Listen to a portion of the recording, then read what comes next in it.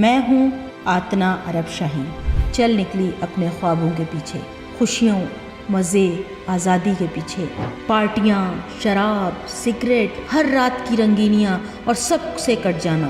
میں جاتی تھی حرم امام رضا لیکن شراب پی کر جاتی تھی۔ میں تو امام حسین سے ناراض تھی، میں کھلے عام ان کے خلاف باتیں کرتی تھی، لیکن میری آنکھیں در حقیقت 28 اپریل 2022 کو کھلی اور تب لگا جیسے پہلا تھپڑ پڑا۔ 40 دن نہ غیبت، نہ جھوٹ، نہ الزام۔ آتنا خود کو روکو 40 دن کے لیے۔ میں امام رضا علیہ السلام سے باتیں کر رہی تھی، نہیں سچ کہوں تو لڑ رہی تھی۔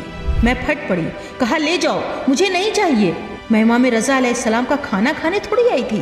دوڑتی دوڑتی اذان ہو چکی تھی، افطار نہیں کیا، نماز نہیں پڑھی، بس باب الرضا پہ پہنچنا تھا۔ اللہ نے پہلے توجہ کی محترمہ عرب شاہی کی طرف، پھر یہ متوجہ ہوئی۔ یعنی میں جا رہی ہوں کربلا۔ خود کو سنبھال کر میں چل پڑی، بین الحرمین میں قدم رکھا اور وہاں سے پہلی بار میری نظریں جا ٹکیں ذریح ابا عبداللہ الحسین پر۔ ہم سب کا امیر فقط حسین۔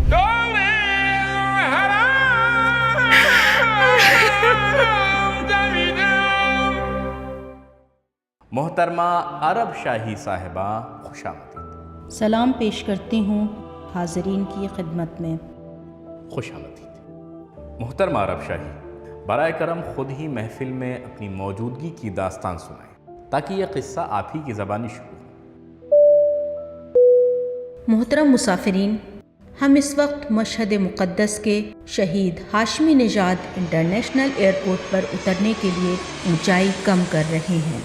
سیٹ سیدھی کر لیں اور سگریٹ نوشی منع ہے کہ نشان پر توجہ دیں۔ شکریہ۔ میں ہوں آتنا عرب شاہی۔ میں 29 اگست 1989 کو پیدا ہوئی تھی، لیکن میری آنکھیں در حقیقت 28 اپریل 2022 کو کھلیں۔ اس دن میری زندگی دوبارہ شروع ہوئی۔ میں ایک لاڈلی ناز و نعمت میں پلی بچی تھی جس کی ہر خواہش پوری کی جاتی تھی۔ جو کچھ مانگتی حاضر ہو جاتا اور میں سکون سے آرام سے بڑی ہو رہی تھی۔ لیکن اچانک جب میں 10 سال کی تھی تو گھر میں ایک ایسا واقعہ پیش آیا جس نے سب کچھ چھین لیا۔ وہ ناز و نعمت کا جہان، وہ سب کچھ جو دل چاہتا تھا، بس یوں لگا جیسے سب میرے ہاتھ سے چھن گیا۔ میں جیسے کسی اور ہی دنیا میں پھینک دی گئی، ایسی دنیا جہاں سب کچھ کھو گیا تھا۔ گھر میں ایسا مسئلہ پیدا ہوا جس کی وجہ سے مجھے سب نے چھوڑ دیا۔ میں اکیلی رہ گئی، تنہا۔ جب تھوڑی بڑی ہوئی تو بس ایک ہی سوچ تھی، کسی طرح اس گھر سے نکل جاؤں۔ ان گھریلو مسئلوں سے بچنا چاہتی تھی، بس خود کو دور کر لوں، کہیں چلی جاؤں۔ بالکل ویسے ہی جیسے اکثر لڑکیاں جب 18 سال کی ہو جاتی ہیں تو سمجھتی ہیں کہ اب وہ بہت بڑی ہو گئی ہیں، اب سب کچھ کر سکتی ہیں، گھر سے الگ ہو کر جو جی میں آئے وہ کر سکتی ہیں۔ میں بھی وہی سوچ رہی تھی۔ چل نکلی اپنے خوابوں کے پیچھے، خوشیوں، مزے، آزادی کے پیچھے۔ راستہ مجھے مشہد لے آیا۔ وہاں پہنچ کر میں نے تعلیم شروع کی، لیکن پھر بھی وہ چیز نہ ملی جس کی میں تلاش میں تھی۔ پڑھائی کے ساتھ کام بھی شروع کر دیا اور آہستہ آہستہ پیسہ آنے لگا۔ میں خود مختار ہو گئی اور تب میں نے سوچا، واہ اب تو سب اچھا ہے۔ نہ وہ گھر والے جو ہر بات پر روکیں، نہ کوئی کہنے والا کہ یہ نہ کرو وہ نہ کرو، نہ وہ پرانے مسئلے، سب ٹھیک لگنے لگا۔ میں مسائل سے بھاگ رہی تھی اور پیسہ تو آ گیا تھا، میرے پاس تھا، تو میں نے کہا چلو خوب موج مستی کرتے ہیں۔ لیکن کچھ تھا جو میرے اندر نہیں تھا، کچھ کم تھا، کسی چیز سے میں بھاگ رہی تھی اور میں نے سمجھا شاید وہ خوشی مجھے پارٹیوں میں ملے، شاید ان تفریحوں میں اس خالی پن کا جواب ہو۔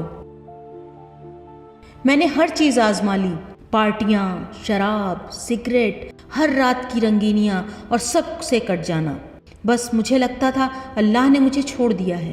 میری سوچ یہی تھی، ٹھیک ہے اللہ ہے لیکن مجھے چھوڑ دیا، اگر نہ چھوڑا ہوتا تو اب میرے ساتھ یہ سب کیوں ہو رہا ہے؟ یہ پریشانیاں، یہ تنہائیاں کیوں؟ میں نے خود کو ان سب سے دور رکھنے کے لیے اور بھی زیادہ خوشیوں میں ڈوبنے کی کوشش کی۔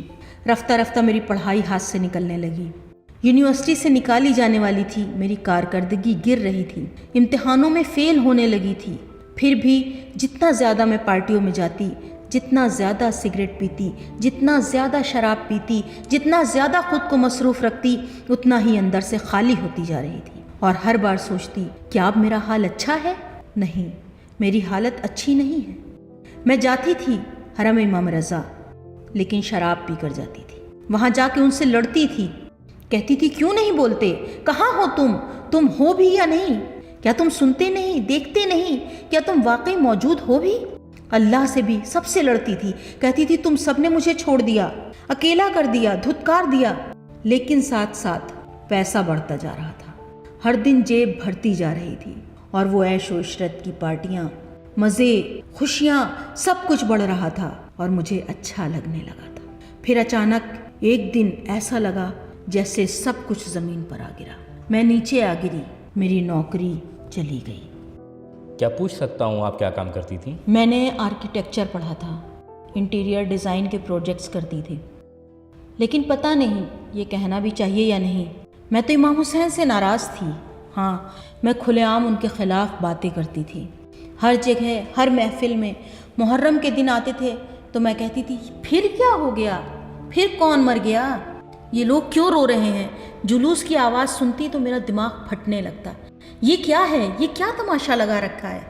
دوستوں کے ساتھ بیٹھتی ان پارٹیوں میں اور میں امام حسین کے خلاف بولتی تھی، اپنی ماں سے لڑتی تھی، کہتی تھی یہ سب کیا ہے؟ تم کیوں یہ سب کرتی ہو؟ امام حسین کے لیے؟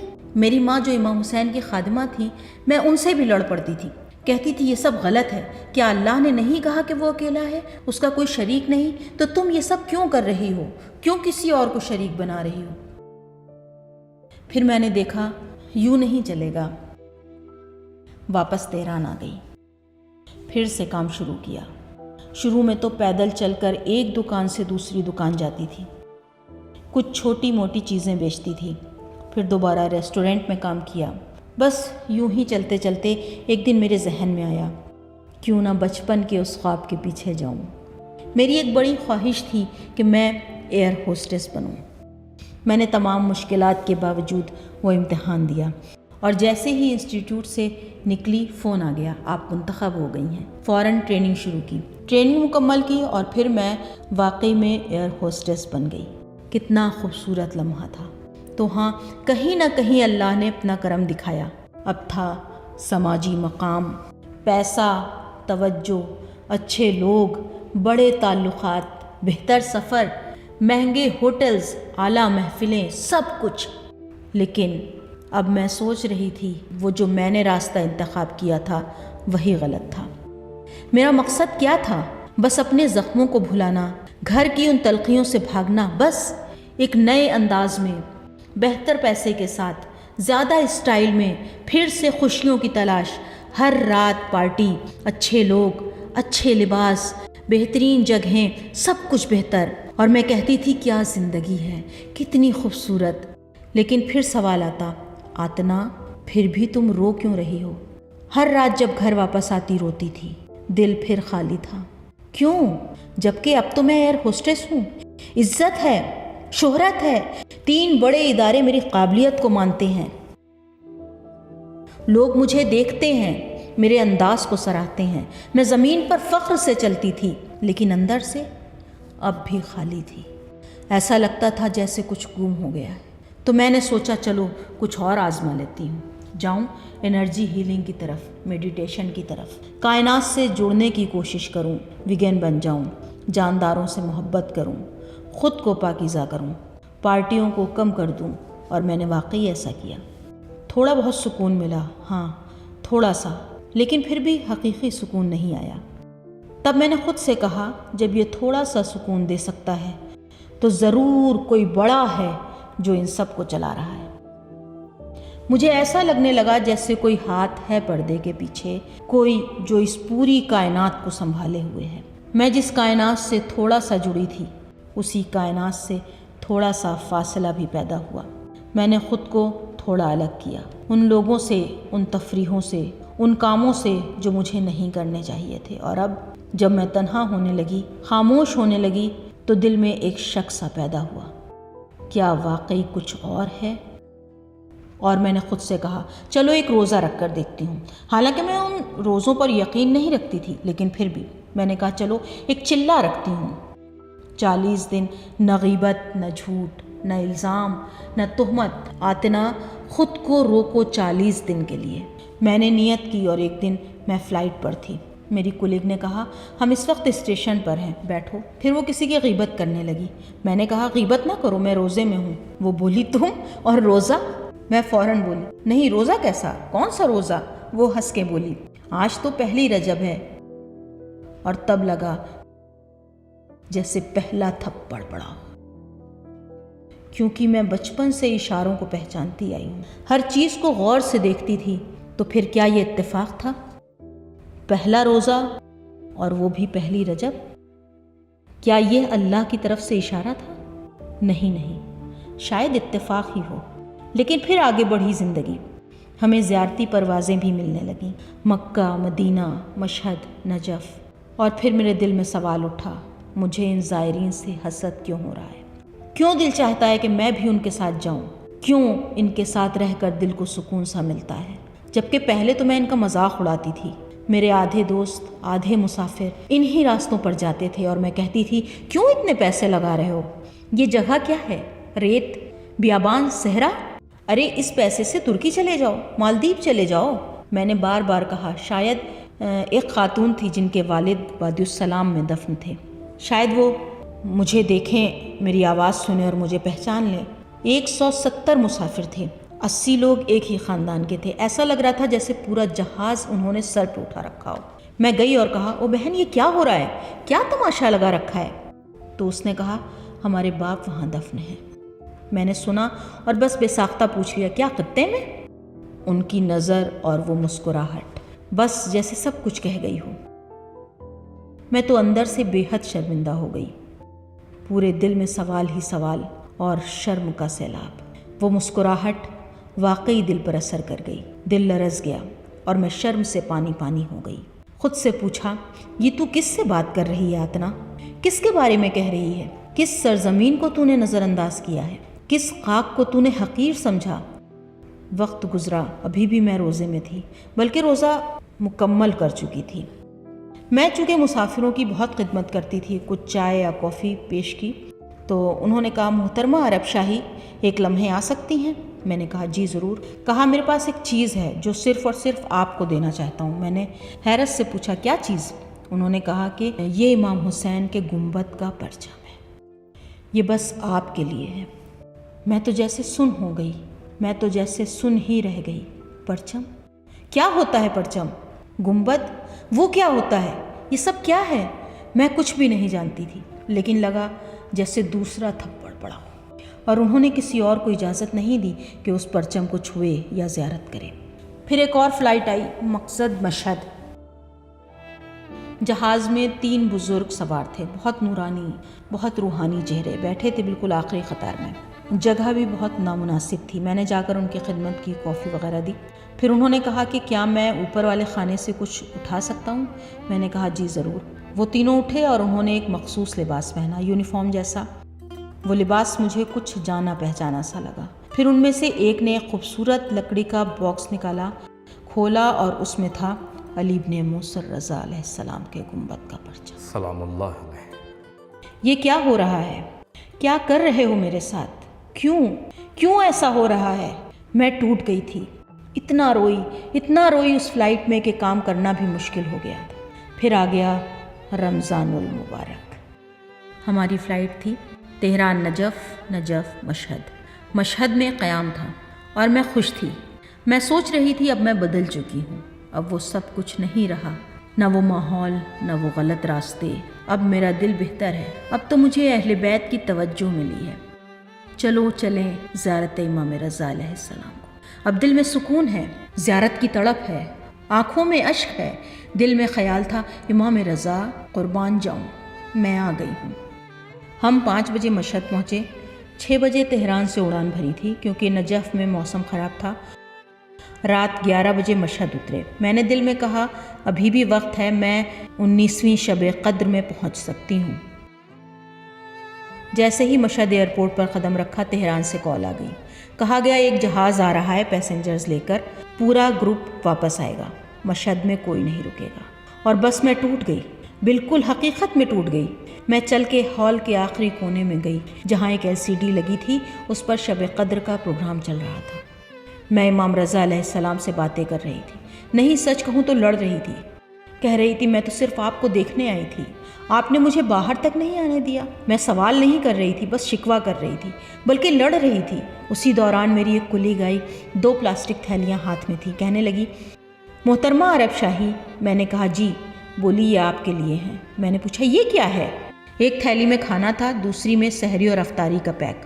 میں نے کہا یہ کیا ہے؟ کہا ایک امام رضا علیہ السلام کے روضے کے خادم آئے تھے، کہہ رہے تھے یہ محترمہ عرب شاہی کے لیے ہے، 5 دن کی سحری اور 5 دن کی افطاری۔ میں پھٹ پڑی، کہا لے جاؤ، مجھے نہیں چاہیے۔ میں امام رضا علیہ السلام کا کھانا کھانے تھوڑی آئی تھی، میں تو ان سے ملنے آئی تھی۔ میں کہتی جا رہی تھی، میں آئی تھی جیسے کوئی بیٹی اپنے باپ کے گھر جاتی ہے، بس پوچھنے کہ بابا آپ ٹھیک ہیں، کیا آپ مجھے بھول گئے؟ اور پھر میں نے کہا آقا مجھے معاف کریں، مجھے نہیں چاہیے آپ کا کھانا وانا، آقا معاف کر دیجئے۔ شکریہ آقا، اس توجہ کے بدلے کھانا مجھے بھیج رہے ہیں۔ میں واپس تہران لوٹ آئی، دل ناراض تھا اور منتظر بھی۔ 2 طرح کے احساس تھے دل میں، ایک کہ دیکھا وہ تمہیں چاہتے ہی نہیں، اور دوسرا بس خاموشی۔ میں نے اپنی ماں کو فون کیا، جھگڑ پڑی اور کہا دیکھو تم تو کہتی تھی کہ یہ سب تمہیں بلاتے ہیں، یہ کیسا بلانا ہے؟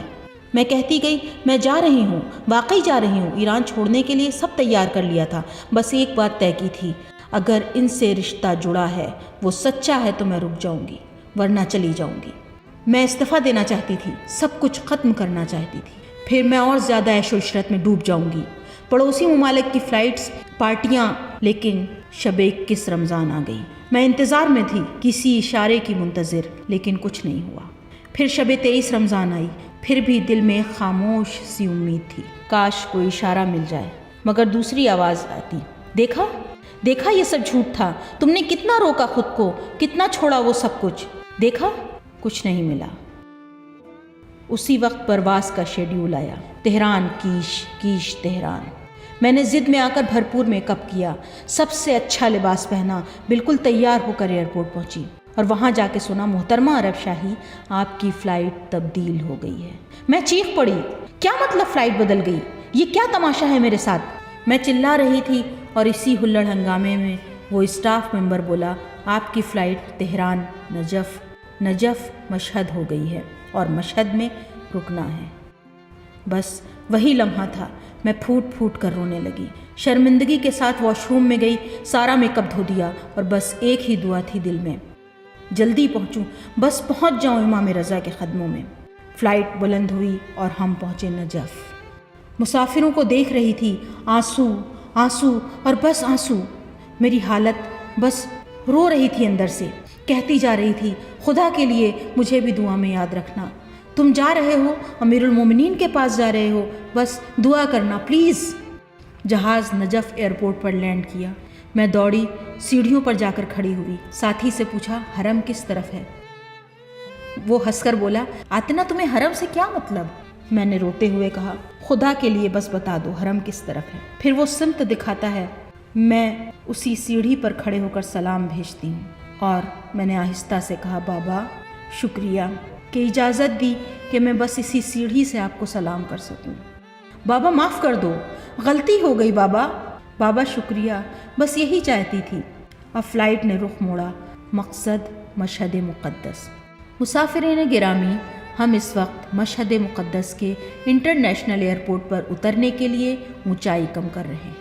میں شوق، تڑپ اور آنکھوں میں نمی لیے خود کو لے کر پہنچی اسی ہوٹل میں جو ہمیشہ اندیز روڈ کے آخری سرے پر دیا جاتا تھا، ہوٹل سینور۔ دوڑتی اذان ہو چکی تھی، افطار نہیں کیا، نماز نہیں پڑھی، بس باب الرضا پہ پہنچنا تھا۔ باب الرضا پہ پہنچی۔ پہلی بار جب میری نگاہ امام رضا علیہ السلام کے گنبد پر پڑی، میں گئی زیارت کو، میں نے ان سے بات کی، کہا آقا قربان جاؤں، آقا بہت شکریہ، بس یہی تو مانگا تھا۔ میں دعا کرتی گئی، زیارت کرتی گئی، باتیں کرتی گئی۔ میں بیٹھی تھی صحن جمہوری میں، سامنے امام رضا، کہتی جا رہی تھی قربان جاؤں آقا، شکریہ، بہت شکریہ آقا، غلطی ہو گئی آقا، معاف کر دیجئے۔ آپ جانتے ہیں میں مجبور تھی، میں فرار کر گئی تھی، میرے پاس کوئی پناہ نہیں تھی آقا، میرا کوئی نہیں تھا، بس آپ تھے، مجھے معاف کر دیجئے۔ ہم نے زیارت کی، دعائیں کی اور امام رضا کے ساتھ وقت بہت اچھا گزرا۔ جب واپسی کا وقت آیا میں نے کہا آقا شکریہ اس رات کے کھانے کا، شکریہ افطاری کا، شکریہ زیارت کا، بس یہی تو مانگا تھا، آپ نے مجھ پر بہت کرم کیا۔ میں بس گنبد کو دیکھ رہی تھی، مسجد گوہر شاد کے گنبد پر نظریں ٹکی تھیں۔ اچانک دل سے ایک آواز آئی، کربلا نہیں جانا؟ واپس تہران آ گئی۔ اگلے دن دوست کو خوشی خوشی سب کچھ بتایا۔ ایسا ہوا امام رضا کے روضے میں خواہش ہوئی کہ کربلا جاؤں۔ وہ میرے شیڈول کو جانتی تھی، کہنے لگی پاسپورٹ بھیج دو۔ میں نے بھیج دیا، تھوڑی دیر بعد اس نے نجف کا ٹکٹ بھیج دیا۔ ماشاءاللہ، یعنی میں جا رہی ہوں کربلا۔ مجھے یقین نہیں آ رہا تھا، میرے اندر سوال ہی سوال تھے، اور سچ پوچھیں تو ڈر بھی بہت لگ رہا تھا۔ ڈر کہ میں کون ہوں وہاں جانے والی، کیا منہ لے کر جاؤں گی، کیا میں وہاں قدم رکھ سکتی ہوں، کیا وہ قبول کریں گے؟ مجھے نہیں پتا تھا آگے کیا ہونے والا ہے، جیسے ابھی یہاں آنے سے پہلے بھی نہیں پتا تھا کہ کیا ہوگا۔ بس اللہ پر توکل کیا اور چل پڑی۔ پہنچ گئی امیر المومنین علیہ السلام کے حرم۔ میں نے سنا تھا اگر زیارت حسین پر جا رہی ہو تو پہلے باپ سے اجازت لینی پڑتی ہے۔ میں نے کہا بابا بابا،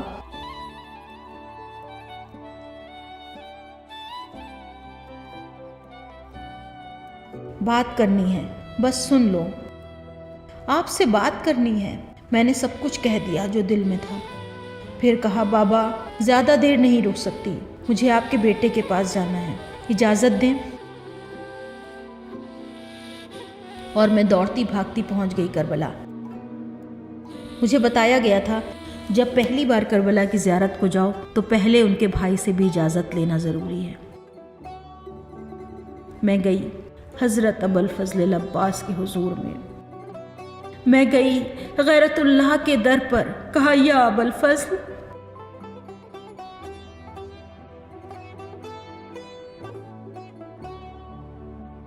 اے غیرت اللہ، کیا میں بھی آپ کی بہنوں جیسی ہو سکتی ہوں؟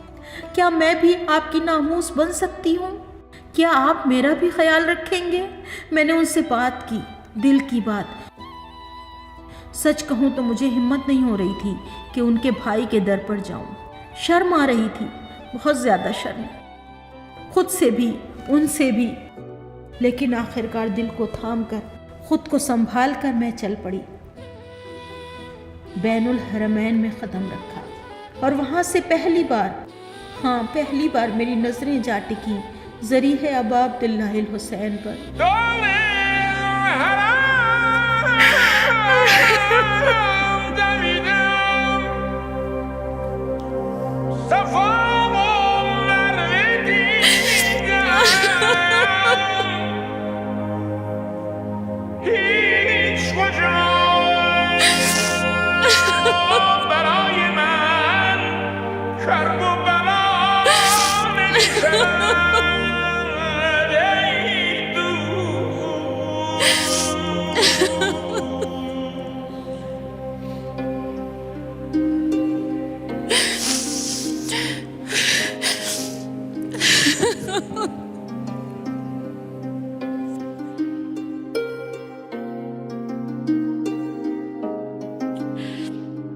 مستان همه افتاده و ساقی نمانده،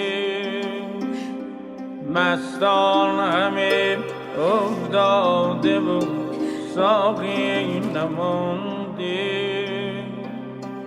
یک گل برای باغبان باقی نمانده،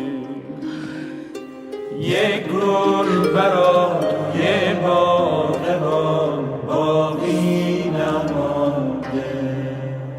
میں نے ایک نوحے میں سنا حضرت محمد صلی اللہ علیہ وآلہ وسلم نے فرمایا، علی میری امت تمہارے ذریعے ہدایت پائے گی۔ حسن کے ذریعے ان پر اللہ کا احسان ہوگا اور حسین کے ذریعے وہ عاقبت بخیر ہوں گے۔ اور بس اسی لمحے مجھے عاقبت بخیر ہونے کا مطلب سمجھ آ گیا۔ میں عاقبت بخیر ہو گئی تھی، بالکل ایسے جیسے ایک بے قرار موج ساحل تک پہنچ جائے اور بس ٹھہر جائے۔ میں ٹھہر گئی تھی، سکون پا چکی تھی۔ وہی خلا، وہی احساس جسے میں برسوں سے ڈھونڈ رہی تھی اب حاصل ہو چکا تھا۔ اب میرے پاس سب کچھ ہے، میری حالت بہتر ہے، دل پرسکون ہے۔ میں نے بہت باتیں کی آقا سے، بہت دعائیں، بہت درد دل، پھر میں تہران واپس لوٹ آئی۔ مگر اب میں وہ آتنا نہیں تھی جو پہلے تھی، بس یہی فرق تھا ان 2 برسوں میں۔ بہت کرم ہوا مجھ پر، اتنا زیادہ کہ شاید اگر آپ سب کو بتاؤں تو آپ سن سن کے تھک جائیں گے۔ بس اتنا کہہ سکتی ہوں کہ بہت مہربانی دیکھی ان کی، اور ان کی برکت سے، ان کے فضل سے میں نے حفظ قرآن شروع کیا۔ اب میں پہلی بار اپنے سیمسٹر کی بہترین اسٹوڈنٹ بن گئی تھی۔ میری ماں نے پوچھا، بیٹی تم اس سال محفل میں جاؤ گی؟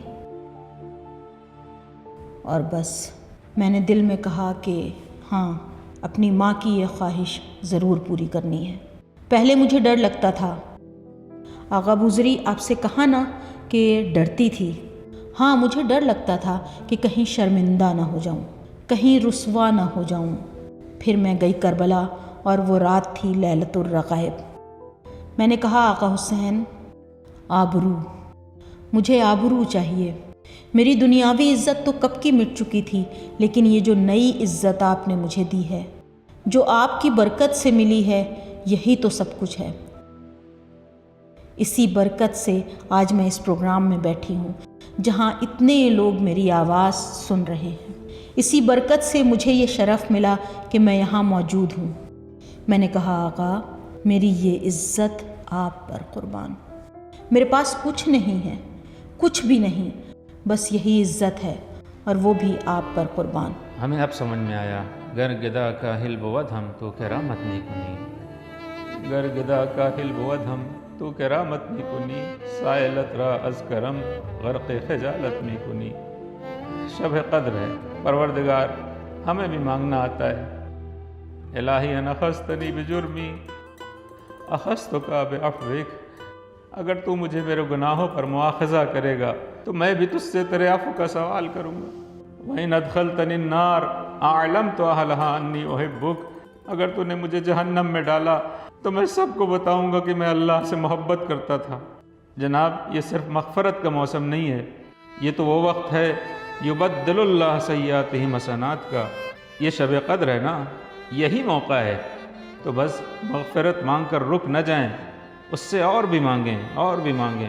إلا من تاب وآمن وعمل عملا صالحا، إلا من تاب وآمن وعمل عملا صالحا فأولئك يبدل الله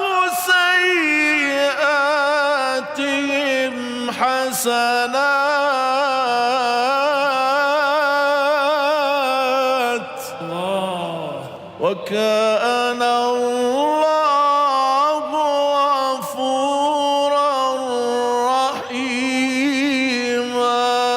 جناب قبر اتنی تنگ کر دی جائے گی، وضاقت علیہم الارض بما رحبت وظنوا ان لا ملجا من اللہ الا الیہ، وضاقت علیہم الارض بما رحبت وظنوا ان لا ملجا من اللہ الا الیہ، یعنی اب کچھ نہیں بچا ہے آپ کے پاس، اب صرف اللہ کی طرف پلٹنا ہے۔ ثم تاب علیہم لیتوبوا ان اللہ هو التواب الرحیم، یہ وہ منزل ہے جہاں اللہ بخش دیتا ہے۔ پہلے اللہ پلٹتا ہے بندے کی طرف، پھر بندہ پلٹتا ہے اس کی طرف۔ اللہ نے پہلے توجہ کی محترمہ عرب شاہی کی طرف، پھر یہ متوجہ ہوئی۔ اللہ رحیم ہے، اللہ کریم ہے، کرامت کا مہینہ ہے۔ حامد صاحب اس آیت کی تلاوت کریں. وعلى الثلاثة الذين خلفوا حتى إذا ضاقت عليهم الأرض بما رحبت وضاقت عليهم أنفسهم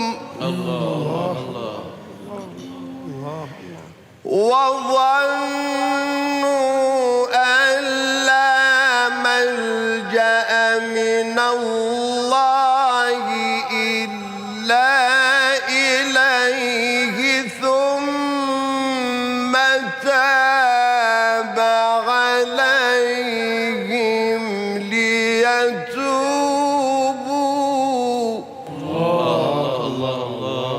إن الله هو التواب الرحيم.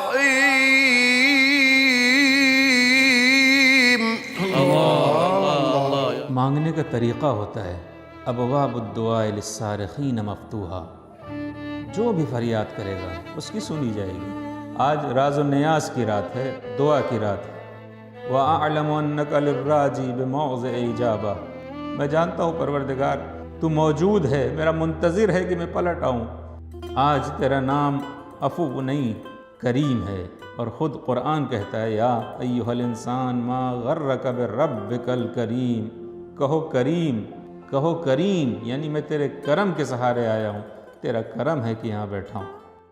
وإذا القبور بعثرت علمت نفس ما قدمت وأخرت. يا أيها الإنسان ما غرك بربك الكريم الذي خلقك فسواك فعدلك. الذي خلقك فسواك فعدلك في أي صورة ما شاء ركبك. گر بگویم که مرا با تو سر و کاری نیست، گر بگویم که مرا با تو سر و کاری نیست، در و دیوار گواهی بدهد. کاری هست. حسین جان آبروی دادم، نگین سلیمان به حلقه خاتم، نگین سلیمان به حلقه خاتم. برادر جان بی تو در دل صحرام شده تنها، خواهرت گل زهرا شده تنها، خواهرت گل زهرا. خدا حافظ ای قرار و شکیبه، خدا حافظ ای حسین غریبم، خدا حافظ ای حسین غریبم. حسین جان آبروی حسین جان حسین جان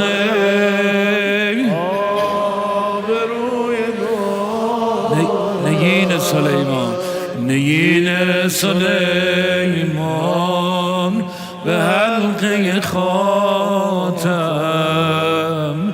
نگین سلیمان به حلقه خاتم.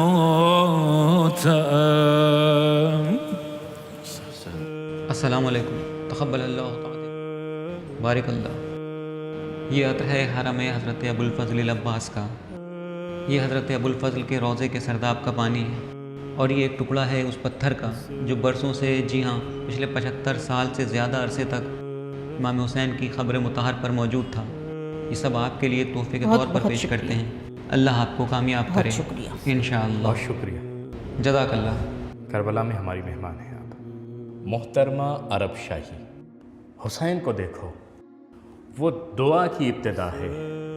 بارش کی دعا کی شروعات ان سے ہوتی ہے. جب تحت پڑا، صحابہ رسول اللہ کے پاس آئے، عرض کی یا رسول اللہ بارش کے لیے دعا فرمائیں. پیغمبر نے فرمایا جاؤ میرے حسین کو لے آؤ. جب حسین دعا کرے گا تب باران رحمت برسے گی. حسین نے دعا کی اور رب کے در سے رحمت برسنے لگی. اے حسین، میرا دل بھی ریگستان کی طرح خشک ہو چکا ہے. شب قدر ہے. اس شب میں ہمارے دلوں کے لیے بھی باران محبت کی دعا کر دو. اپنی محبت کی بارش، اپنی مودت کی بارش. اگر آپ رمضان کے آخری لمحوں میں ہیں تو کہیں یا حسین یا حسین. عراقی مومنین کی ایک خاص رسم ہے. سید جانتے ہیں جب وہ حرم امام حسین علیہ السلام کے باب القبلہ پر پہنچتے ہیں تو احترام اور محبت کے اظہار میں اپنا دایاں ہاتھ بلند کرتے ہیں. داہنے ہاتھ کو اٹھائیں. وقت افطار ہے، کہیں یا حسین. ایسے کہیں جو ہمارے پورے رمضان پر قبولیت کی مہر ثبت کر دے. اگر آپ کسی اندھیرے کنویں کی تہ میں کھڑے ہیں تب بھی کہیں یا حسین. ایسے کہیں یا حسین جو ہماری نئی نسل کو حسینی بنا دے. اگر آپ گناہوں میں غرق ہیں تو کہیں یا حسین. اگر بے پناہ ہیں تو کہیں یا حسین. ہمارا ہر چھوٹا بڑا غلام حسین اور ہم سب کا امیر فقط حسین.